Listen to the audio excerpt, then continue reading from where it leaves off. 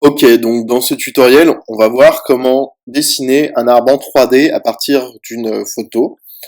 Donc la première des choses, ça va être de préparer un peu les fichiers.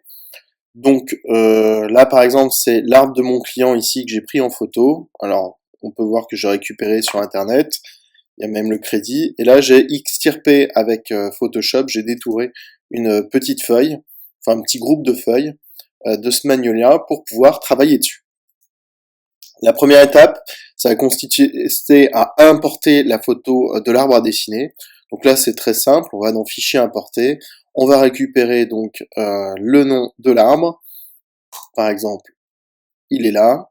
Je crois que c'est celui-là, oui.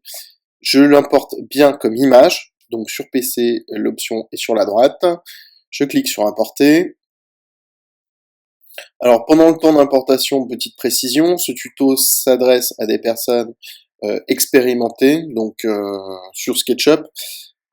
Voilà, parce que dessiner des formes un peu organiques, c'est pas évident, donc je vais pas expliquer toutes les commandes.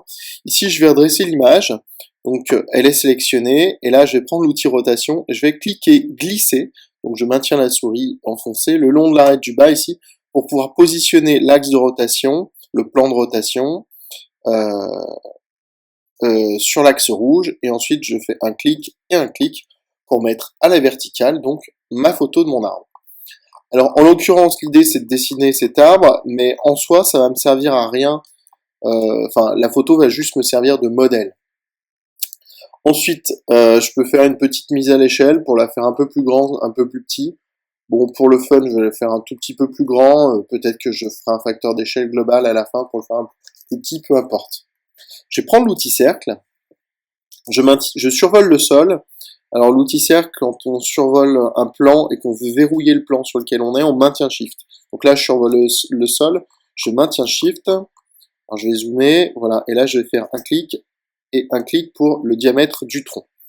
Alors on voit ici que ça m'a bien fait un cercle comme ça. Là, ce que je vais faire, c'est que je vais pousser un peu et je vais appuyer sur les touches S pour faire une petite mise à l'échelle. Je vais appuyer sur la touche Alt pour faire une mise à l'échelle à partir du centre. Puis, je vais un peu décentrer mon affaire. Et là, je vais reprendre cette poignée-là et je vais aller ici. Alors, l'emplacement de la poignée, en fait, ici, il se trouve que je l'ai deviné. Parce que je pense que voilà. Là, je vais prendre l'outil ligne. Je vais de l'autre côté. Je vais faire un clic.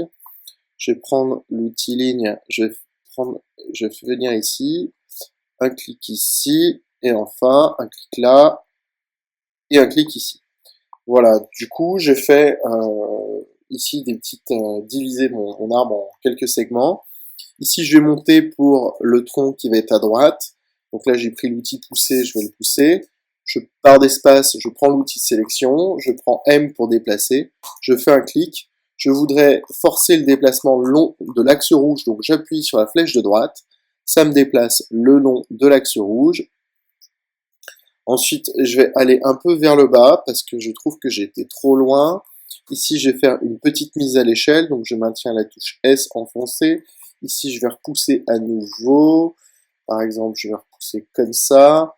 Là, je vais sélectionner ma face du dessus, j'appuie sur S pour faire une mise à l'échelle. Je maintiens Alt enfoncé pour faire une mise à l'échelle à partir du centre. J'appuie sur M pour faire un déplacé. Je me déplace. Et voilà, on a commencé à faire le gros du travail, c'est-à-dire dessiner le tronc.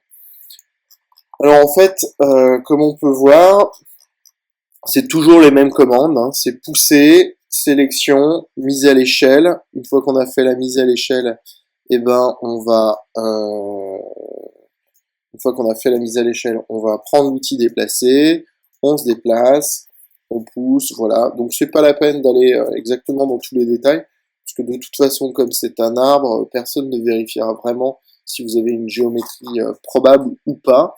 Le tout, c'est plutôt d'avoir quelque chose de torsadé.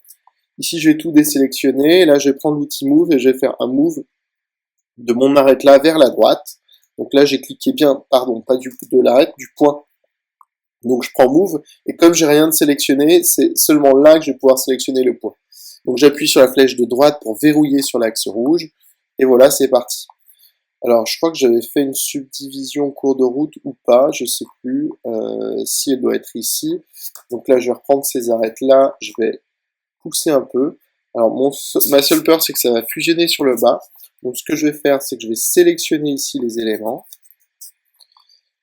Je vais prendre l'outil déplacer et j'appuie sur, cette fois-ci, la flèche de gauche pour pouvoir déplacer donc mon arbre sur le côté. Alors là, le point de vue est assez important, puisque quand je verrouille sur l'axe gauche, si je survole ma photo, il va me l'aplatir sur le côté gauche. Donc là, je vais juste faire un tout petit peu comme ça. Ici, je vais pouvoir faire un poussé. Du coup, mes deux branches sont bien séparées. Ici, je sélectionne, je fais une mise à l'échelle. J'appuie sur Alt, je pousse. Donc voilà, je pense qu'à partir de là, sur la vidéo, on a compris le sens. Je vais continuer comme ça le tronc un petit moment, pendant 5 minutes, jusqu'à ce que j'ai un tronc à peu près crédible. Et puis après, je vais passer à autre chose. Donc je vais mettre la vidéo en accéléré, et puis je reviendrai le moment venu.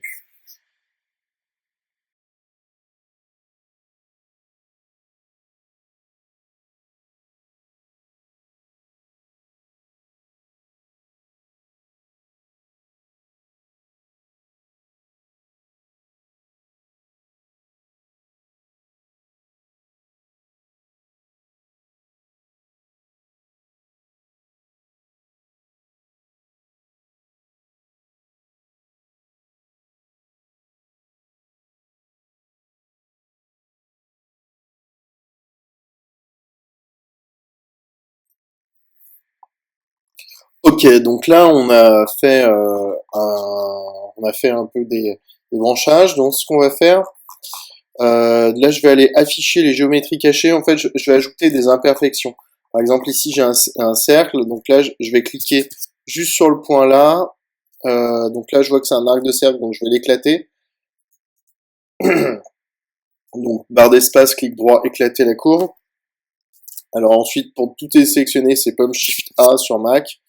Sur PC, si ma mémoire est bonne, c'est CTRL T. Ouais, ça doit être ça. Et là, j'essaye d'attraper le point, je n'y arrive point.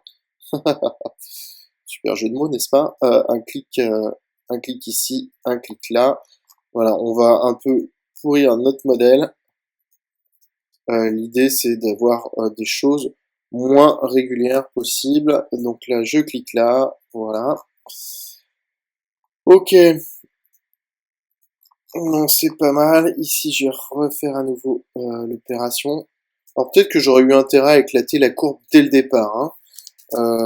Mais bon, là, ça va quand même.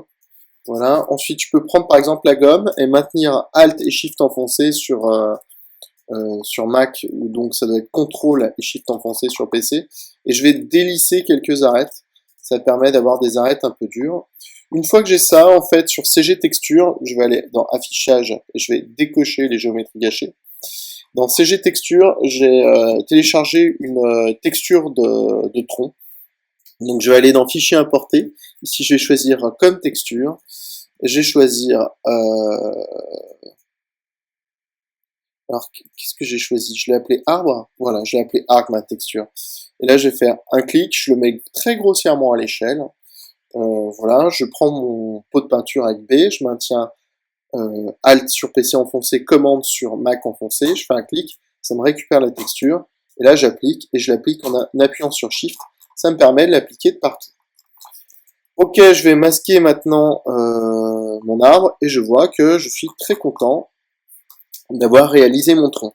Alors il y a quelques arêtes visibles dont j'ai pas envie, donc je vais prendre ma gomme et je maintiens Alt enfoncé pour lisser. Je peux appuyer aussi sur Shift, ça permet de garder un peu des choses pas droites. Mais bon, là l'idée c'est que j'en ai fini avec le tronc. Les choses un peu bizarres de toute façon seront masquées par les feuillages.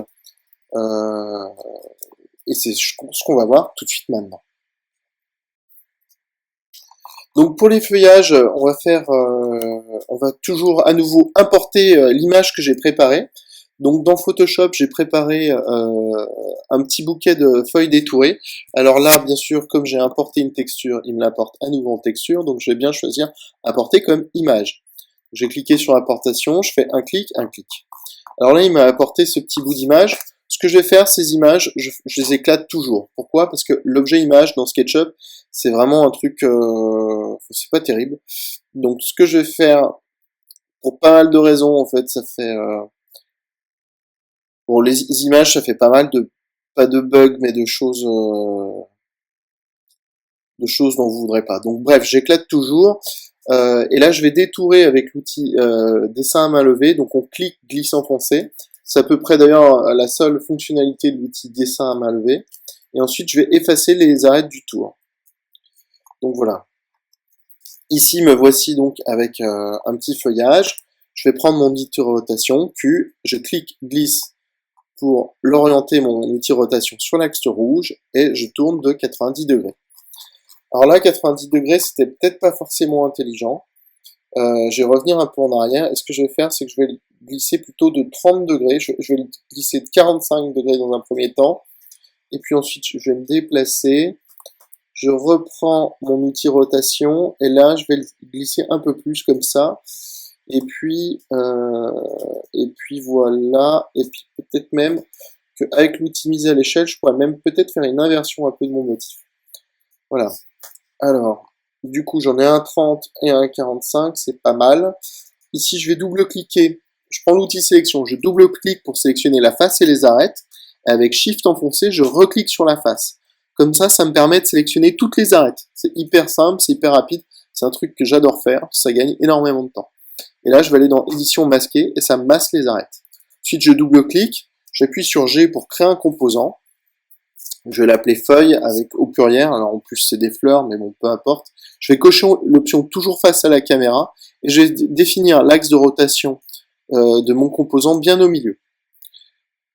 Voilà. Ici, je vais resélectionner celle-là. Je maintiens Shift et je vais aller masquer mes arêtes. Je double-clique, j'appuie sur G pour créer un composant, toujours face à la caméra. Je définis les axes bien au milieu de mon composant. Et je vais les appeler, tiens, celle-là, je vais les appeler fleurs, comme ça me fera une erreur en moins. Et je clique sur créer. Donc là, l'idée, c'est que maintenant, j'ai deux composants. Un qui est orienté à 45 degrés vis-à-vis du haut et l'autre à 30. Donc ensuite, ces éléments-là, je vais les sélectionner. Je fais Move Alt pour, par exemple, les copier. Pour en faire un peu des différentes longueurs. Ensuite, je vais prendre l'outil rotation. Donc là, ça va faire un peu des choses aléatoires. Voilà, histoire de donner toujours à nouveau un peu de dispersion. J'appuie sur S pour faire mise à l'échelle. Et en fait, comme ça, je vais faire des petits grappins de fleurs, histoire d'avoir une grosse boule de fleurs que je vais pouvoir copier-coller à divers endroits. Voilà, là, je vais aller vers le bas. Parfait. Donc là, j'ai fait un premier paquet de fleurs qui me semble pas mal. Je vais juste le retailler un peu comme ça. Est-ce que là, je peux en prendre une, par exemple, pour lui faire un tour comme ça? Voilà, ça, c'est possible. Donc, je prends l'outil Move. Avec l'outil Move, on clique sur les croix et ça permet de faire des rotations dans ce sens-là. Voilà. Et du coup, là, j'ai une espèce de touffe de fleurs qui me paraît pas mal. Vu de dessus, alors c'est pas très fourni. Alors hop, je vais en sélectionner à nouveau, puis je vais en remettre un peu. Voilà, celui-là, il est un peu à l'écart, donc je vais le rapprocher. Voilà. Ensuite, ça, je vais le sélectionner et je vais en faire à nouveau un composant. Je vais aller dans affichage géométrie cachée. Je vais faire clic droit sur mon image, révéler. Et là, ce groupe-là, donc ce nouveau composant, je vais le déplacer pour le mettre donc au niveau de mon arbre. Donc ensuite, je vais appuyer sur Alt pour faire différentes copies. Voilà, alors là, je vais rester toujours sur le plan de la photo, ça me fera un peu un arbre à plat, mais je viendrai intervenir sur le deuxième plan peut-être plus tard. Là, l'idée, c'est plutôt de dessiner un peu la structure globale, vu que l'objectif, c'est d'avoir un arbre qui soit assez léger, mais qui représente quand même l'arbre de nos clients. C'est intéressant d'avoir ça. Alors, juste sur les plans, quand on déplace, il vaut mieux même carrément se déplacer, vous voyez, à l'extérieur, là, sur la zone verte. Ça évite des déboires. Voilà. Donc là, c'est bon. Je vais masquer donc mon arbre. Je vais enlever mes géométries cachées. Et là, j'ai fait ça. Ok, donc là ensuite, je vais donner maintenant, comme j'avais promis, je vais donner un peu en épaisseur, je vais les disperser, quitte à en copier plusieurs pour donner un peu d'épaisseur. Voilà. Ok, celui-là, je vais le baisser un peu. Là, toutes les fleurs sont bien régulières, donc je vais en faire des petites en appuyant sur Alt, voilà. Ici, je vais les diminuer aussi un peu, je vais appuyer sur Alt. Là, celles-là, elles sont gigantesques, c'est la même histoire, je vais les diminuer un peu. Du coup, il manque un peu des feuilles, donc je vais en copier, hop, hop. Ce bloc-là, il est tous orienté pareil, donc je vais en orienter un peu différemment. Pareil, vu de dessus, ce bloc, il est gros, donc j'appuie sur mise à l'échelle. Bon, voilà, c'est pas un travail intellectuel de haut niveau, mais on va y arriver. Hop, voilà, un petit coup, mise à l'échelle S. Voilà, on laisse le cerveau de côté. C'est parfait. Donc là, j'ai fait tout mon feuillage. Le seul truc qui me plaît pas, c'est que mon feuillage, il est un peu volant vis-à-vis de mes arbres. Donc ce que je vais faire, c'est que je vais sélectionner tout mon tronc. Ici, je vais le mettre dans un groupe. Ensuite, je vais sélectionner tout mon feuillage et je vais venir le descendre ici un peu plus dans mon arbre. Et ben voilà, j'ai fait. Ensuite, je vais tout le sélectionner et je vais faire clic droit, créer, et là, je vais l'appeler Magnolia.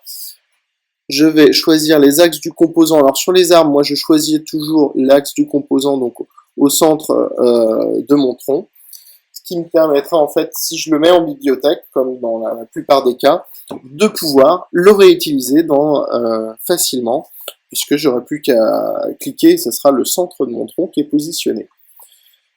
Ok, donc il y a peut-être encore un peu de travail à donner pour donner de la dispersion ici, là, éviter que ça fasse trop régulier, qu'on voit trop de choses.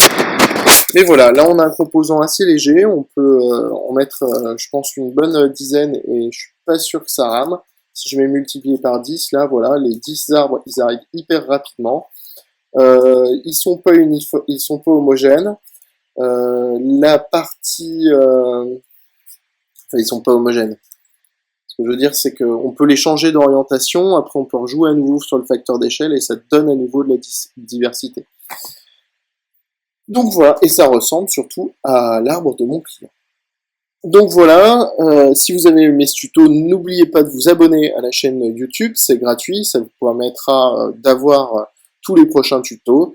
Abonnez-vous aussi à notre compte Twitter, Facebook, Google+, comme ça vous aurez aussi tous les tutos écrits que l'on produit sur notre site internet. À bientôt!